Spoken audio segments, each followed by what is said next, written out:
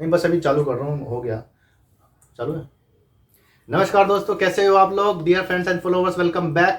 दोस्तों, कल मैंने एक वीडियो डाली थी, देखिए येड़ा की जो Yamuna expressway industrial development authority है, उस पर आपका काफ़ी प्यार मिला है। तो मैंने देखिए क्या किया है, इसमें बहुत सारी मुश्किलें आ रही हैं, उस मुश्किलों को ही हल करने के लिए मैं ये वीडियो बना रहा हूँ। इसलिए कल मैंने एक शॉर्ट वीडियो डाली थी जिसमें मैंने आपसे आग्रह किया था कि आप मेरे को क्वेश्चन अपने भेज दीजिए, क्योंकि देखिए बहुत सारी चीज़ें इसमें क्लियर नहीं है। तो जितनी जानकारी मेरे पास में है अभी तक, जो ऑफिशियली जानकारी है वो मैं आपको देने की कोशिश करूँगा। और चूंकि आप लोगों के क्वेश्चन मुझे मिल गए हैं तो मैं उनको यहाँ पे जल्दी से ले लेता हूँ। वीडियो काफ़ी बड़ी नहीं करेंगे और फर्दर हम क्वेश्चन आंसर करते रहेंगे इसके बारे में। तो देखिए ये है Yamuna expressway industrial development authority का 2021 का। सबसे पहले मैं आपको ये बता दूं, इंटरनेट पे इसके रिगार्डिंग काफ़ी सारी फॉल्स इन्फॉर्मेशन पड़ी हुई है। किसी में 25 मार्च इसकी लास्ट डेट दिखा रखी है, किसी में 28 फरवरी दिखा रखी है।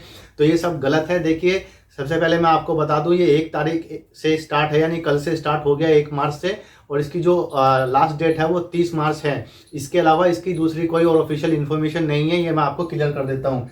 तो मैंने ये डेट की बात आपको कर ली है।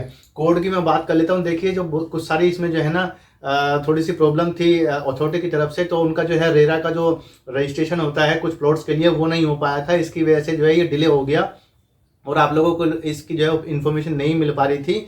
तो इसका कोड जो है RPS 04/2021, यानी कि 04/2021 है। यही कोड का आपने फॉर्म भरना है और कोई आप फॉर्म ना ले किसी से भी, क्योंकि इसमें अभी देखिए जालसाजी का बहुत सारा जो है खेल कर सकते हैं लोग। बात कर लेता हूं देखिए इसमें इन्वेस्टमेंट की। तो कुछ लोगों के क्वेश्चन है, मैं यहाँ पे सबके नाम तो नहीं ले पाऊंगा, तो मैं खाली उनके क्वेश्चन इनकॉर्पोरेट कर रहा हूँ। कुछ लोग मेरे से पूछ रहे हैं कि किस सेक्टर में हमको इन्वेस्टमेंट करना चाहिए और किस प्लॉट के साइज में हमें इन्वेस्टमेंट करना चाहिए। तो देखिए इसका आंसर ये है कि ये आप लोगों के ऊपर डिपेंड करता है। अगर सेक्टर की बात है तो वो मैं आपको बता सकता हूँ, और मैं फ्यूचर में अभी एक आध दिन में या देखूंगा कि एक हफ्ते में अगर मैं वहाँ जा सका तो साइट का भी आपको एक वीडियो बना करके दे दूंगा। अगर मैं अभी की बात करूं, अभी तक का जो वहाँ पे अपडेट है, देखिए सेक्टर 18 और 20, ये 2 सेक्टर ऐसे हैं जिसमें काम बड़ी तेजी से चल रहा है। काफ़ी सारे जो है प्लॉटिंग हो गई है। प्लॉटिंग का इन द सेंस ये है कि देखिए वहाँ पे खाली ज़मीन पड़ी हुई है और उसकी जो है ड्रेनेज वगैरह, लाइटें वगैरह और जो उसकी ट्री प्लांटेशन है वो चल रहा है। बाकी आपको वहाँ पे ऐसा नहीं है कि मकान बना मिलेगा, बाउंड्रीज जो है आपको इसकी तरफ से मिलेगी। इसमें इसके रिलेटेड काफ़ी सारे मेरे पास क्वेश्चन है, मैं उनको जवाब दूंगा। अब बात कर लिया, देखिए मैंने इन्वेस्टमेंट का बता दिया। सेक्टर 18 और 20 में अभी अगर आप भरेंगे फॉर्म तो काफ़ी अच्छा है। हालांकि ये बहुत ही महंगा पड़ने वाला है, इसमें बहुत सारी ऐसी चीज़ें हैं जो मुझे पसंद नहीं आई हैं, क्योंकि देखिए पैसा हमारा भी है, पैसा गवर्नमेंट का भी है। तो जो हमारा पैसा है उस पर तो वो कुछ नहीं देते रिटर्न में, लेकिन जो उनका पैसा है उस पर वो जो है अपना पैसा ले लेते हैं। ये तो अच्छी बात नहीं है। तो आप जो है सेक्टर 18 और 20 में भर सकते हैं। हालांकि 22 जो है सड़क के, यानी कि जो एक्सप्रेसवे है उसके इस तरफ है, यानी यमुना की तरफ है। अगर आप मैप में देखेंगे, गूगल मैप पे जाके देखेंगे तो यमुना की तरफ का इलाका जो पड़ता है 22D पड़ता है वो। और जो 18 है और जो 20 है वो आपके इधर से जब आगरा की तरफ जाते हैं दिल्ली से, तो वो आपको लेफ्ट हैंड पे पड़ेगा, परी चौक के बाद में। जो 22D है, देखिए वहाँ से जो जेवर का एयरपोर्ट जो बनने वाला है, जिसकी कल आपने सुनी होगी कि पैक्ट साइन कर दिया है मुख्यमंत्री जी ने। तो देखिए ये सारी ही एक्चुअली में तो है, अच्छी लोकेशन है, आप इनमें इन्वेस्ट कर सकते हैं। रही बात साइज की, तो जिन लोगों ने मेरे से साइज का पूछा, देखिए ये आपके बजट के ऊपर डिपेंड करता है। जितना आपके पास में है उतना आप इन्वेस्ट कर सकते हैं। इसके रिगार्डिंग में एक चीज़ और आप बता देना चाहता हूँ, कुछ लोगों के क्वेश्चन है कि टोटल कितना पड़ता है।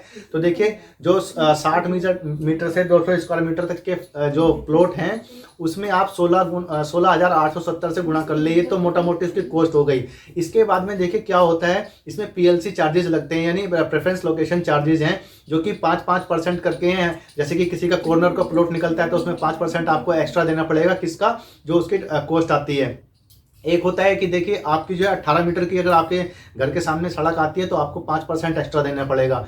एक और उसमें आता है कि अगर आपके घर के आगे ग्रीन बेल्ट मिल जाती है आपको, तो भी आपको 5% देना पड़ेगा। यानी किसी भी केस में मैक्सिमम जो है सरचार्ज जो है, जो मैक्सिमम है वो 15% से ज़्यादा नहीं होगा। तो टोटल कॉस्ट प्लस इन तीनों में से कोई भी कंडीशन आपकी आती है और कोई भी आती है तो 15% से ज़्यादा आप उसमें ऐड नहीं करेंगे जो अथॉरिटी है। तो ये थी पेमेंट की बात जो है साइज की और इन्वेस्टमेंट की। अब बात कर लेते हैं प्लॉट साइज की। तो देखिए प्लॉट साइज जो है डिफरेंट है, जो कि 60 से लेकर के 4,000 तक है। जैसे कि मैंने कल आपको बताया था, मैं आपका बता देता हूँ। मैंने यहाँ पे सब लिखा हुआ है क्योंकि काफ़ी सारी डिटेल है और इतने कम समय में नहीं बताई जाती। तो देखिए इसमें जो सेक्टर 18 में है कुछ प्लॉट जो है नए निकाले गए हैं और कुछ जो बाकी के जो हैं उनमें क्या है कि उनकी जो रेरा जो है रजिस्ट्रेशन वो पुराना है। पुराना इन द सेंस जो है जैसे उन्होंने पिछली निकाली थी स्कीम निकालते रहते हैं, तो उसमें क्या होता है कि देखिए कुछ लोग जो है पेमेंट नहीं कर पाते तो उनका कैंसिल हो जाता है, कुछ सरेंडर कर देते हैं, तो वो प्लॉट जो है अभी दोबारा से निकाले गए हैं। तो मैं यहाँ पे आपको देखिए यहाँ पे फ्लैश कर देता हूँ क्या क्या है। तो देखिए जो सेक्टर 18 में जो नए प्लॉट हैं पहले मैं उनकी जानकारी आपको दे देता हूँ। उसमें देखिए 68 प्लॉट ऐसे हैं जो 60 स्क्वायर मीटर तक के हैं। 64 जो है ऐसे प्लॉट हैं जिनका जो साइज है 90 स्क्वायर मीटर है। 120 स्क्वायर मीटर वाले जो है 106 प्लॉट हैं और 300 स्क्वायर मीटर वाले 27 प्लॉट हैं। यानी कि टोटल अगर आप देखेंगे सेक्टर 18 में जो न्यू प्लॉट इन्होंने अभी निकाले हैं इसी स्कीम में 2021 में 265 प्लॉट जो हैं आपको देखने को मिल जाते हैं। अगर मैं बात करूं सेक्टर 17, 20 और 22D की, देखिए इसमें सेक्टर 18 भी शामिल है क्योंकि उसमें जो है कुछ प्लॉट पुराने भी हैं तो वो भी इसके अंदर इंक्लूड हैं। टोटल जो प्लॉट है इसमें वो 440 प्लॉट निकाले गए हैं। तो देखिए मैं आपको बता देता हूँ उसमें जो 120 स्क्वायर मीटर के जो प्लॉट हैं वो 11 प्लॉट हैं खाली। 300 स्क्वायर मीटर वाले 33 हैं। 500 वाले 29 प्लॉट हैं। अगर मैं 1000 स्क्वायर मीटर की बात करूं तो देखिए उनकी जो संख्या है 75 है। 2000 स्क्वायर मीटर वाले जो हैं उनके 16 है और 4000 वाले जो हैं वो 11 प्लॉट हैं। यानी कि अगर आप देखेंगे तो सबसे ज़्यादा प्लॉट जो हैं आपको देखने को मिल जाते हैं 60 वाले और 120 स्क्वायर मीटर वाले। इसके बाद जो है 300 वाले जो हैं वो सबसे ज़्यादा हैं। अगर मैं बात करूं कैटेगरी वाइज की तो देखिए जनरल लोगों को क्या है कि 440 में से 342 जो हैं जनरल वालों को हैं और जो फार्मर्स के लिए हैं जिनकी वो ज़मीनें थी बेसिकली पहले वो एक्वायर की गई है गवर्नमेंट के द्वारा, तो ये गवर्नमेंट का प्रोजेक्ट है, डरने की कोई बात नहीं है। आप सभी का जो है इस पर लोन हो सकता है, तो इसमें ना सोचें कि मेरा लोन होगा कि नहीं होगा। तो देखिए उसमें 76 प्लॉट ऐसे हैं जो फार्मर्स के लिए रिजर्व रखे गए हैं। अगर मैं बात करूं जो इंस्टीट्यूट होते हैं जो कमर्शियली काम करते हैं किसी चीज़ में उनके लिए जो है 22 प्लॉट्स रखे गए हैं। तो ये मैंने आपको बता दिया। अब हम बात कर लेते हैं देखिए रिजर्वेशन की। तो इसमें देखिए 3 तरीके के रिजर्वेशन हैं। एक जो मैंने कल बताया था जो फार्मर्स हैं उनका है, ठीक है जी। एक आपका जो है 5% जो है इंस्टीट्यूशन वगैरह है उनको दिया गया है जिसके हिसाब से वो प्लॉट जो है मतलब मिलेंगे। एक जो है जनरल वालों का है, ठीक है। अब इसमें बात आती है कि SC ST और जो PD जो यानी फिजिकली डिसेबल्ड लोग होते हैं उनके लिए क्या क्या है। तो देखिए मैं आपको बता दूं जो फार्मर्स के लिए हैं वो 17.5% का जो है उनको रिजर्व रखा गया है, प्लस इंस्टीट्यूशन वालों के लिए मैंने बताया 5% है। अब इन दोनों का जो टोटल है उसी में ही जो है SC ST को काउंट किया गया है। तो देखिए SC के लिए 21% का जो है रिजर्व कैटेगरी रखी गई है और ST के लिए 2% की कैटेगरी रखी गई है। अगर मैं फिजिकली डिसेबल्ड पर्सन की बात करूं तो प्लॉट के अंदर वो 4% का जो है उनके लिए रिजर्व रखा गया है।